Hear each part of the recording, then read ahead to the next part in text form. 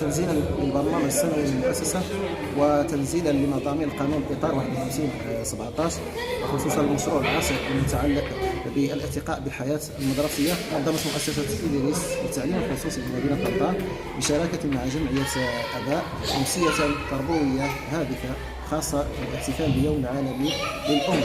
وقد افتتح هذا النشاط بتلاوة آيات البيانات متعلقة بالأم، وأيضا النشيد الوطني. انتقلنا إلى أيضا وقوف للنشيد الوطني. بعد ذلك انتقلنا لمجموعة من الفقرات المتميزة خاصة باللغات الإنجليزية والفرنسية واللغة العربية، وأيضا لم نغفل بعض الثقافات مثل الحسانية والأمازيغية ومن الفقرات المتميزة وهادفة، وأيضا فقرات قدمها تلاميذ المبدعين بالمؤسسة من خلال كلمات وعبارات بكل اللغات.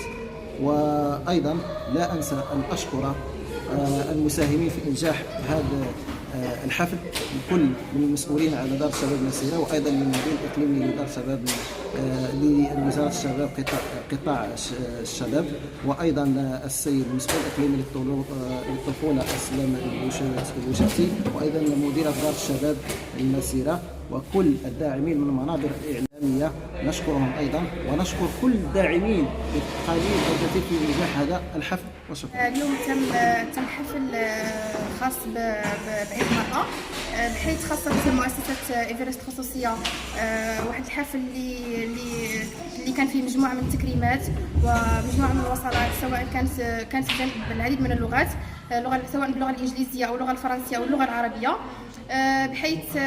بحيث كانت مجموعة من التكريمات سواء للأطر التربوية، الأساتذة، المدير. كنبغي نشكر جميع الأطر التربوية وجميع أولياء الأمور التلاميذ، وشكرا على الحضور ديالكم. التضامن مع الشعب الفلسطيني، كان هناك أنشطة ثاني ديال الشعب الأمازيغي مع الصحراوي، هناك عاوتاني مناشدات ديال الأم ديال بمناسبة عيد الأم اللي نظم المؤسسة ديال إدريس للتعليم الخصوصي جمعيات آباء وأولياء الأمور التلاميذ. وكان هناك مجموعة من التكريمات اللي نصبها الأساتذة والمرافقات والشوافر وكل شيء اللي كانوا حاضرين في المؤسسة. شجعوا المؤسسة باش تبقى ديما دير بحال هاد الأنشطة، وفوجنا فيهم بصراحة وشجعنا الوليدات ديالنا، وشكرا جزيلا. كنشكر مؤسسة إيفرست الخصوصية بزاف اللي نظمت واحد الحفل في المستوى اللي كان هذا الحفل كيتنظم من اجل الام والاب، باش نشكروهم على كل شيء، على جميع الفضل اللي داروه لينا في حياتنا كامله. وكنشكروهم على بانهم ما كانوش فقط مسلطين الاضواء على الام، حتى الاب والرجل، ومن غير داك الشيء دعموا القضيه الفلسطينيه. وكنشكروا كل شيء الاطر وجميع الناس اللي ساهموا في هذا النشاط. خلى بزاف الحوايج زوينين في التلاميذ. اول حاجه خرجنا من داك الروتين ديال القرايه،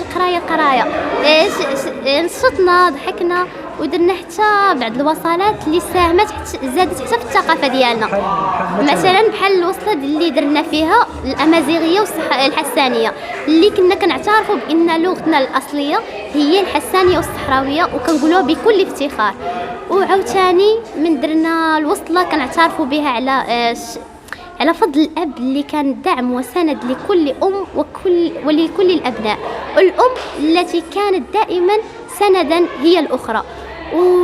وعاوتاني ما نسيناش اليتيم اللي كيعاني مسكين، اللي ما عندوش الام والاب اللي غادي يساعدوه، ولكن بفضل دور الرعايه اللي كانوا حامينه من داك المجتمع الفاسد او بمعنى اصح الشارع. كرمنا بزاف الاساتذه اللي كانوا الصراحه كيعطيو بزاف في المدرسه، وكانوا كيديروا بزاف الانجازات، وحتى الصحافة اللي كانت مساهمة كبيرة في النشر هاد الحفل اللي درنا، وعاوتاني حتى آباء اللي كانوا حتى هما منفعلين معنا، وكنشكر الصراحة كلشي اللي ساهم في هذا الحفل. كما تتبعتم بحفلنا الجميل، كانت عدة فقرات من جميع المستويات، من المستوى الأول إلى المستوى السادس، وجميع الأطفال كانوا في حلة رائعة جدا، وذلك لمجهودات الجبارة للأستاذات الكرام.